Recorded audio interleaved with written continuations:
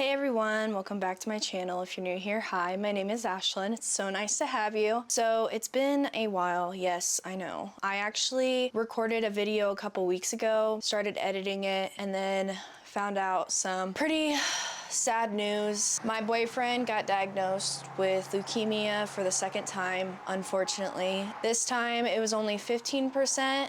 Last time it was 98%. Still horrible. He had to go into the hospital for 9 days and do antibodies, which is a sort of chemo that only targets leukemia cells and doesn't target the good cells. So it's not as harsh. So that's been really hard, but I've been trying to also keep up with videos and stuff, even though that's going on in my life and everything. So, but luckily he's out of the hospital right now. He just got discharged out of the hospital on Friday, the 5th of July, and now he has a portable chemo that he takes with him, and it's constant chemo, but he doesn't have to stay in the hospital, so he can go home, do things that he wants to do.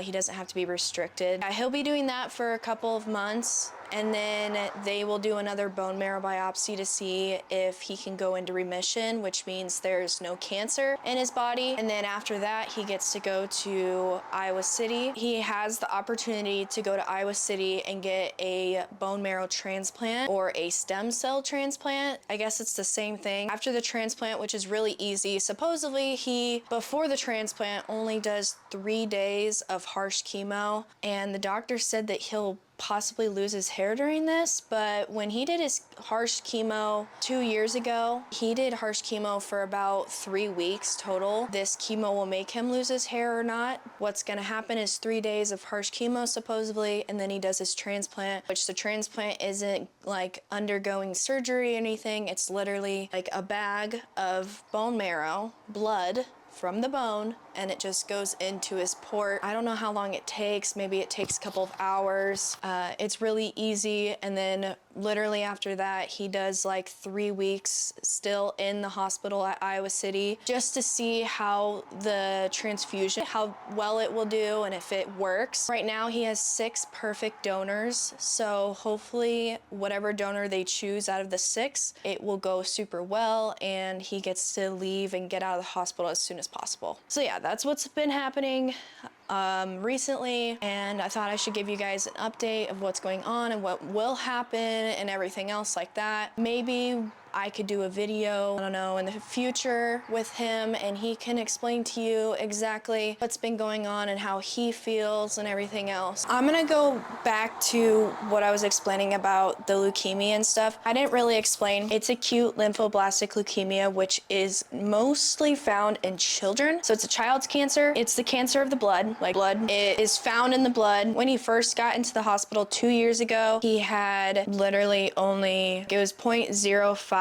of his blood left because the cancer was 98%, mostly took over his body, and if he wouldn't have gone into the hospital when he did, he would have died, which is crazy to me. They were able to get him through remission. He was cancer-free after 40 days of being in the hospital. Keep in mind, this was 2 years ago. He finally, 2 years later, which was literally this year, and I think it was around May, they finally took him off of his medicine because he had to take medicine every day, morning and night, and then he had to go all the way up and go get a 30-minute chemo or even a 5-minute chemo. It depended on what it was, but it was really quick, and it was once a month, 1 day out of the month.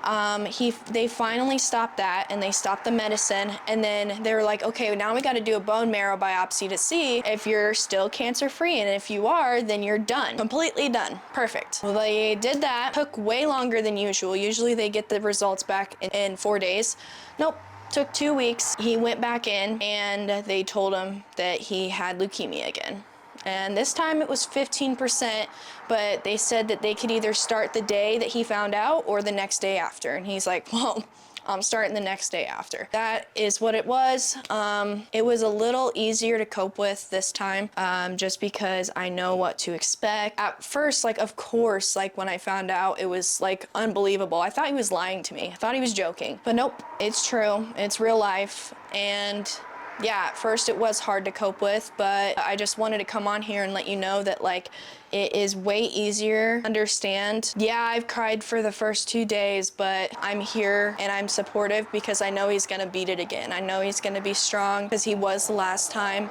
I know his mindset is gonna be the best. I just wanted to come on here and let you guys know an update, a little short video of what's been going on in my life. That's about it. But thank you guys so much for watching, and I will see you in the next. Bye.